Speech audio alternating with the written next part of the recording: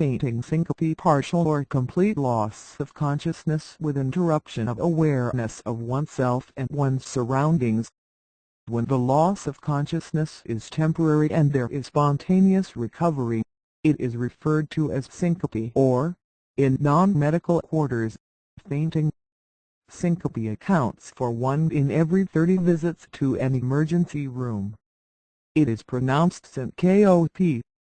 Syncope is due to a temporary reduction in blood flow and therefore a shortage of oxygen to the brain. This leads to lightheadedness or a blackout episode, the loss of consciousness. Temporary impairment of the blood supply to the brain can be caused by heart conditions and by conditions that do not directly involve the heart. Non-cardiac causes. Syncope is most commonly caused by conditions that do not directly involve the heart. These conditions include postural orthostatic hypotension, drop in blood pressure due to changing body position to a more vertical position after lying or sitting, dehydration causing a decrease in blood volume, blood pressure medications leading to low blood pressure, diseases of the nerves to the legs in older people especially with diabetes or Parkinson's disease when poor tone of the nerves of the legs draws blood into the legs from the brain.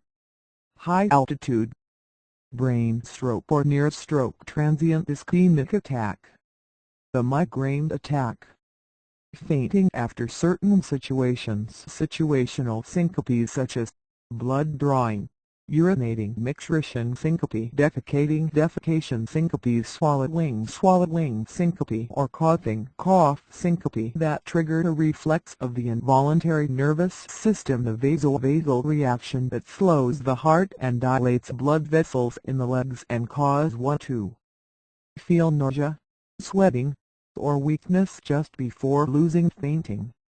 Cardiac causes. Heart conditions that can cause syncope or fainting due to temporary loss of consciousness include abnormal heart rhythms, heart beating too fast or too slow, abnormalities of the heart valves, aortic stenosis or pulmonic valve stenosis, high blood pressure in the arteries supplying the lungs, pulmonary artery hypertension, tears in the aorta, aortic dissection, widespread disease of the heart muscle, cardiomyopathy. To be sure, many of the causes of temporary loss of consciousness can be detected by a careful history. Dizziness after standing up in an older person suggests postural hypotension. Temporary loss of consciousness after urinating, defecating, or coughing suggests situational syncope. Cardiac causes of temporary loss of consciousness such as aortic stenosis or cardiomyopathy are suggested by the occurrence of the event during exercise. Signs of weakness localized to certain areas of the body with temporary loss of consciousness suggest stroke. The blood pressure and pulse are tested in the lying, sitting, and standing positions. Unequal blood pressures in each arm is a sign of aortic dissection. The heart is examined with a stethoscope to listen for sounds that can indicate valve abnormalities. The nervous system is tested for sensation, reflexes, and motor function to detect conditions of the nerves and brain.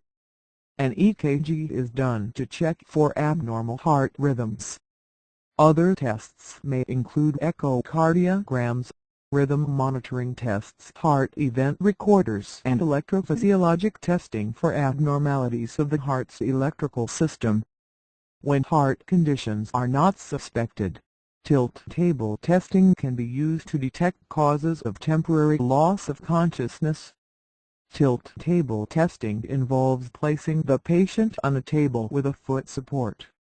The table is tilted upward and blood pressure and pulse is measured while symptoms are recorded in various positions.